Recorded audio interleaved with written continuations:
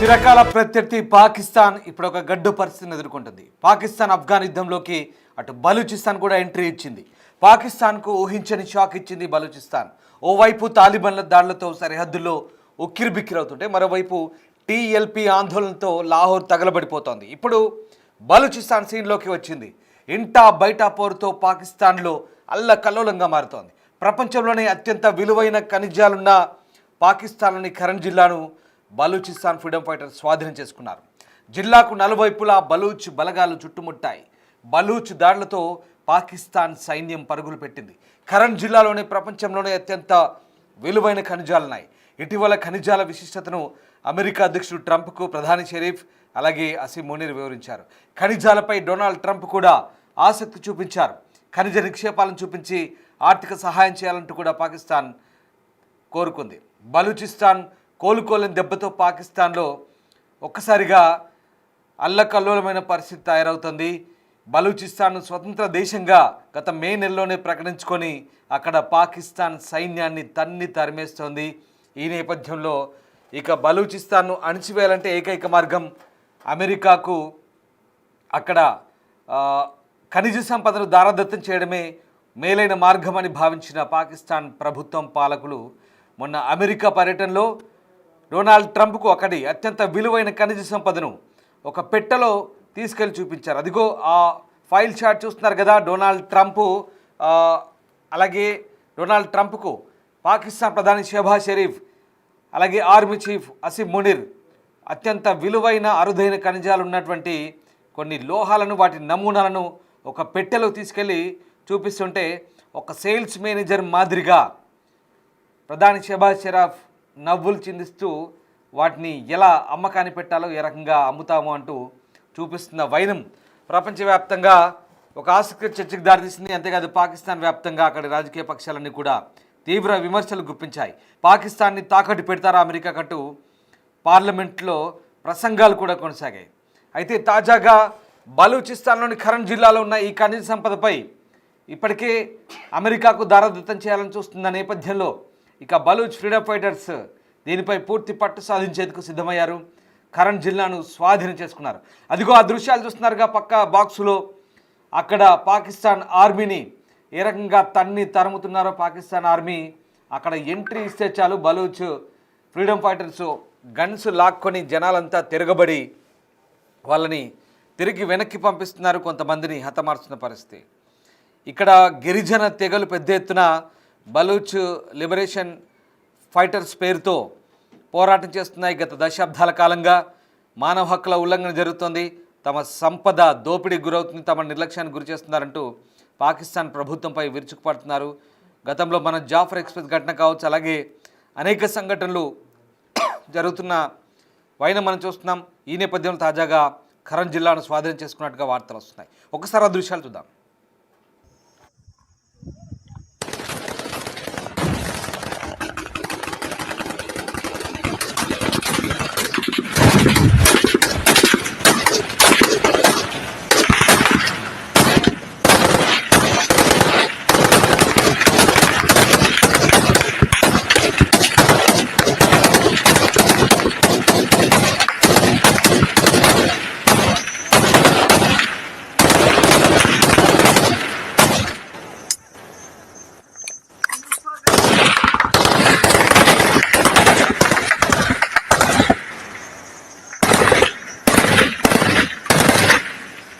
शाबाश शाबाश उजाइर शाबाश शाबाश शाबाश शाबाश शाबाश शाबाश शाबाश शाबाश शाबाश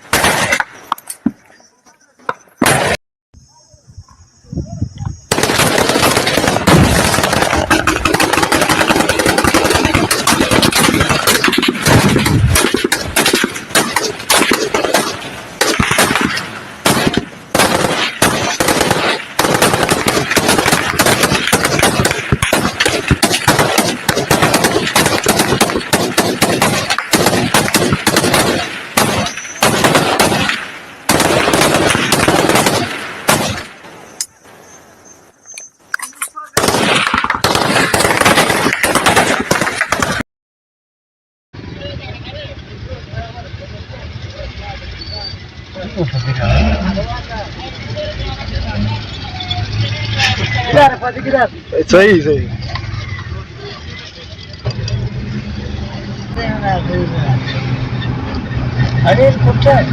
अरे अरे मोने पेंta foke rezi saro خلصنا हाँ خدت هنا بلوج تسرسر कौन सा है शर्म करो बगैर तुम शर्म करो बगैर तो शर्म करो बगैर तो लाना तुम पे शेमारियो लाना तो तुम पे पाकर निकला के पावर दिखा रहे हो वर्दी की ताकत दिखा रहे हैं वर्दी की ताकत दिखा रहे हैं ये लोग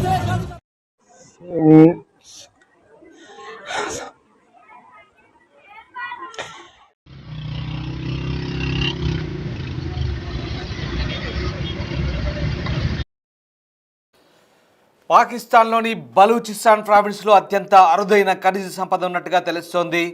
అక్కడ బంగారం, రాగి నిల్వల వంటి కీలక ఖనిజాలతో పాటు సమృద్ధిగా ఉన్నటువంటి ఖరన్ జిల్లాను ప్రధాన రహదారిని బలూచ్ లిబరేషన్ ఫైటర్స్ దిగ్బంధన చేశాయి.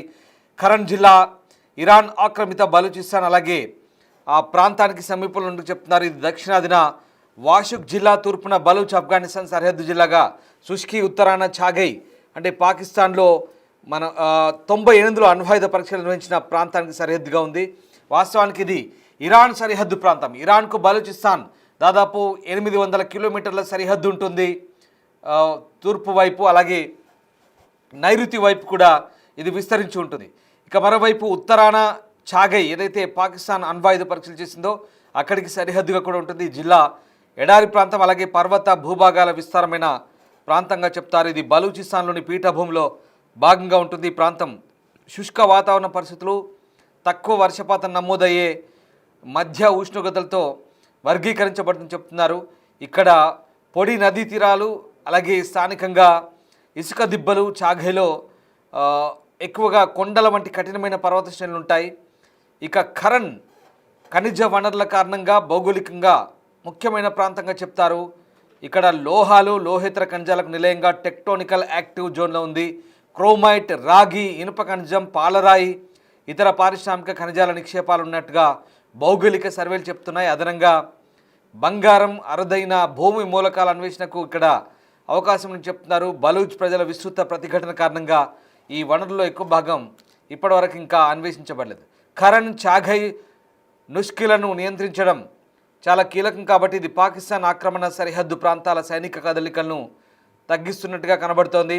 పాకిస్తాన్ దళాలను ఓడించడానికి ఆఫ్ఘాన్ బలూచ్ ప్రాంతాలను సమన్వయం చేసుకోవడానికి, గస్తీ చేయడానికి ఆఫ్ఘాన్ బలూచిస్తాన్ బోరుకు సహాయపడుతున్నట్టుగా తెలుస్తుంది.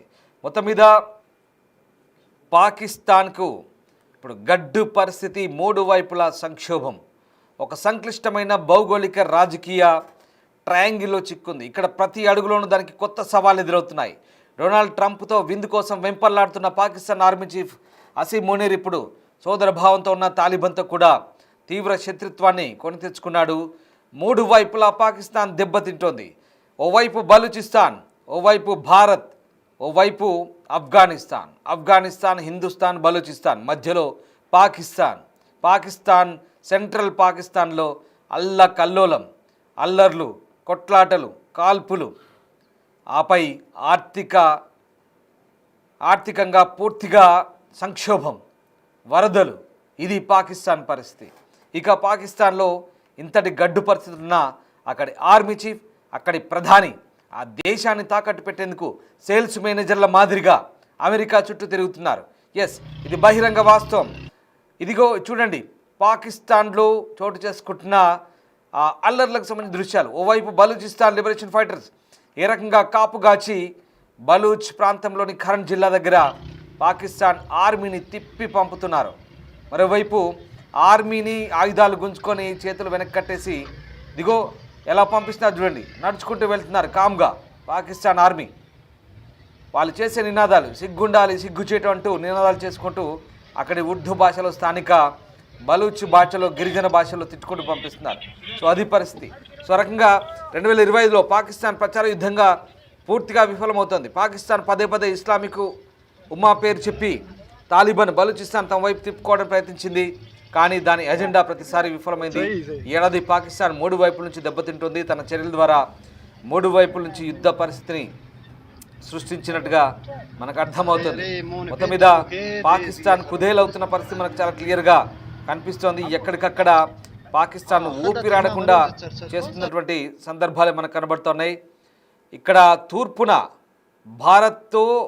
తూర్పున ఇబ్బందికర పరిస్థితులు ఉంటుంటే, మరోవైపు అటు పాకిస్తాన్కు వాయువ్య ప్రాంతంలో, నైరుతి ప్రాంతంలో ఇటు బలూచ్, అటు ఆఫ్ఘనిస్తాన్, ఈ రెండు కూడా ముప్పు తిప్పలు పెడుతున్న పరిస్థితి కనబడుతూ ఉంది. పశ్చిమ సరిహద్దులో ఆఫ్ఘన్ తాలిబాన్తో భీకర ఘర్షణ ఒకవైపు, తాలిబాన్ పాకిస్తాన్ చెందిన డజన్ల కొద్ది సైనికులను చంపి అనేక పోస్టులను ఆక్రమించుకున్నట్టు పరిస్థితులు మనకు అర్థమవుతున్నాయి. నైరుతిలో బలూచిస్తాన్ తిరుగుబాటుతో పాకిస్తాన్ సైన్యం తీవ్రంగా అలసిపోయింది. సో రకంగా పాకిస్తాన్ ప్రస్తుతం జనవరి నుంచి సెప్టెంబర్ వరకు హింసాత్మక ఘటనలు, మొత్తం సంవత్సరం జరిగిన 2024 సంవత్సరంతో జరిగిన ఘటనలకు సమానంగా చెప్తున్నారు. ఇది Pakistan institute for conflict and security studies చెప్తున్న నివేదిక, ఎవరో బయట వాళ్ళు చెప్తున్న పరిస్థితులు కావు. ఇప్పటి వరకు 500 కంటే ఎక్కువ దాడులు జరిగాయి పాకిస్తాన్లో, వందలాది మంది మరణించారు. గ్లోబల్ టెర్రరిజం ఇండెక్స్ 2025లో పాకిస్తాన్ 2వ స్థానానికి చేరుకుంది. ఇక ఇటు ఒక త్రికోణం పాకిస్తాన్ భద్రతా విధానాన్ని కదిలించడమే కాకుండా దాని అంతర్గత రాజకీయ సమతుల్యతను కూడా తీవ్రంగా ప్రభావితం చేస్తోంది. తాలిబాన్తో శత్రుత్వం 2021లో ఆఫ్ఘనిస్తాన్లో తాలిబాన్ ప్రభుత్వం ఏర్పడిన తర్వాత ఇక పాకిస్తాన్ వాళ్ళకి సపోర్ట్ చేస్తారని ఆశించారు, కానీ పూర్తిగా పరిస్థితులు భిన్నంగా మారిపోయాయి. తెహ్రీకి తాలిబాన్ పాకిస్తాన్ గత కొద్ది రోజులుగా పాకిస్తాన్ పీచమణిస్తోంది. ఆఫ్ఘన్ యుద్ధం ముగిసిన తర్వాత తాలిబాన్పై పాకిస్తాన్ తన ప్రభావాన్ని కోల్పోయింది. తాలిబాన్ ఇప్పుడు పాకిస్తాన్ మద్దతు అవసరం లేదు, జై హిందుస్థాన్ అంటున్నారు, భారత్కు వస్తున్నారు. ఎందుకంటే తాలిబాన్లు తీవ్రవాదాన్ని విడిచిపెట్టారు. తాలిబాన్లకు మనం సహాయం చేస్తున్నాం, మనం రోడ్లు వేసాం, మనం పార్లమెంట్ కట్టించాం, మనం విద్యాలయాలు కట్టించాం, మనం అనేక ప్రభుత్వ కార్యాలయాలు నిర్మించాం. $100 బిలియన్ హిందుస్థాన్ ఆఫ్ఘనిస్తాన్కు సహాయం చేసింది. అందుకే ఆఫ్ఘనిస్తాన్ హిందుస్థాన్తో భాయ్ భాయ్ అంటోంది. అదే జరుగుతోంది ఇక్కడ. పాకిస్తాన్కి అదే కంటగింపుగా మారుతోంది. సో జరుగుతున్న పరిణామాలు ఒక్కసారిగా ఆఫ్ఘనిస్తాన్ విదేశాంగ మంత్రి అమీర్ ఖాన్ ముత్తాకి ఇండియాకు రావడం వాళ్లకు మరింత కోపాన్ని తెప్పించింది. అక్టోబర్ 9న ఆఫ్ఘనిస్తాన్ పాకిస్తాన్ సైన్యాల మధ్య ఘర్షణలు ప్రారంభమయ్యాయి. పాకిస్తాన్ వైమానిక దళం కాబూల్పై ఎయిర్ స్ట్రైక్ చేసింది. తాలిబాన్ డ్యూరాన్ లైన్పై కాల్పులు జరిపింది. ఈ ఘర్షణలో 200 మంది తాలిబాన్లు మరణించినట్టు పాకిస్తాన్ సొంతంగా ప్రకటించిన, కానీ ఎక్కడ అవి నిజాలని తేలలేదు. మరోవైపు 58 మంది పాకిస్తాన్ సైనికులు చంపామంటూ తాలిబాన్ చెప్తారు. ఎవరికి వారి సంఖ్య పెంచుకుంటూ చెప్తున్నట్టుగా ప్రకటనలు చేస్తున్నారు. సో మొత్తం మీద ఇటు నైరుతి పాకిస్తాన్లో బలూచ్ తిరుగుబాటుదారులు, అలాగే ఇటు ఆఫ్ఘనిస్తాన్లో ఇటువైపు నుంచి ఒత్తిడి. సో మొత్తం మీద ఇక్కడ ఒక కీలక అంశం, ఇప్పుడు జరుగుతున్న అంశానికి కీలక అంశం ఏంటంటే, ఈ బలూచిస్తాన్లో విలువైన ఖనిజ సంపదను దోచుకోవడంపై BLA వంటి తిరుగుబాటు సంస్థలు ఆగ్రహం వ్యక్తం చేస్తున్నాయి. పాకిస్తాన్ ప్రభుత్వం బలూచిస్తాన్లో అరుదైన ఖనిజాలను అమెరికాకు విక్రయించడానికి ఒప్పందం కుదుర్చుకోవడంతో మరింత ఆగ్రహం పెరుగుతోంది. ఫిబ్రవరి 2025లో గ్వాదర్ పోర్ట్ సమీపంలో జరిగిన ఆత్మాహుతి దాడిలో 4 చైనా ఇంజనీర్లు మరణించారు. ఇది CPEC చైనా పాకిస్తాన్ ఎకనామిక్ కారిడార్పై జరిగిన ప్రత్యక్ష దాడి. 2025లో క్వెట్టాలో ఆత్మాహుతి దాడిలో 10 మంది పాకిస్తాన్ సైనికులు మరణించారు. మార్చి 2025లో జాఫర్ ఎక్స్ప్రెస్ రైలును హైజాక్ చేశారు. దీని వెనుక భారత్ మద్దతుందంటూ పాకిస్తాన్ నిరాధార ఆరోపణ చేసిన బలూచ్ ప్రాంతంలో ఉన్న అసంతృప్తిని అది విస్మరించింది.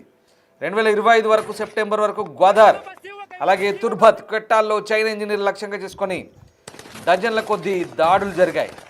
ఇక ఇవన్నీ చాలా ఉన్నట్టు భారత్తో పోరాటం, భారత్తో పహల్గామ్ దాడి తర్వాత భారత్పై అనవసరంగా భారత్తో పెట్టుకొని ఆపరేషన్ సింధూర్లో దెబ్బతింది. చూసారుగా ఎన్ని విషయాలు ఇప్పటిదాకా నేను మీకు చెప్పాను. ఇటు బలూచ్ లిబరేషన్ ఫైటర్స్, ఇటు ఆఫ్ఘనిస్తాన్, ఇటు భారత్, 30 ఏట దాడి కొనసాగుతుంది పాకిస్తాన్పై. ఈ దాడులతో ఒక్కసారిగా ఉక్కిరి బిక్కిరి అవుతున్న పరిస్థితి. సో ఈ దెబ్బతో ఒక్కసారిగా పాకిస్తాన్ కోలుకోలేని పరిస్థితి. ఒక విషయం ఆలోచించండి, తీవ్రవాదాన్ని నమ్ముకున్న ఈ దేశానికి ఇప్పుడు అదే తీవ్రవాదంతో చాలా తీవ్రమైనటువంటి సంక్షోభాన్ని ఎదుర్కొనే పరిస్థితి వస్తుంది. నిజంగా పాకిస్తాన్ కోలుకోలని దెబ్బ తగిలే అవకాశం ఉంది. అల్లకల్లోలంగా మారుతోంది. అనేక కారణాలనే, ఒకటి కాదు రెండు కాదు. దీంతో ప్రస్తుతం పాకిస్తాన్లో తీవ్రమైన అల్లకల్లోలం సంక్షోభ దిశగా మరికొద్ది రోజుల్లోనే పాకిస్తాన్ పాలకులు అవలంబించే వైఖరితో, ముఖ్యంగా షెహబాజ్ షరీఫ్, అసీం మునీర్ ఇద్దరు కలిసి దేశాన్ని అమ్మేస్తున్నారు, దేశాన్ని తాకట్టు పెట్టేస్తున్నారు. పాకిస్తాన్లో మరొకసారి బంగ్లాదేశ్, నేపాల్ మాదిరిగా తిరుగుబాటై బట్టలు ఉడదీసి కొట్టి దేశం నుంచి తరిమే రోజులు దగ్గరలో ఉన్నట్టుగా కనబడతారు.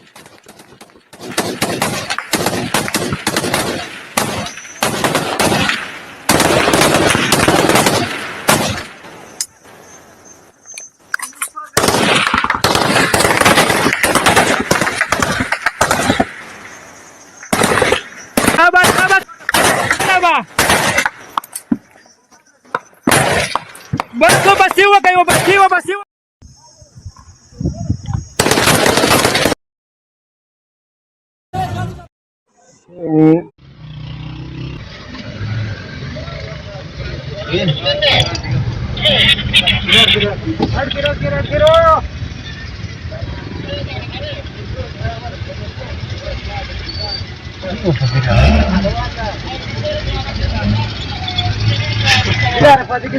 सही सही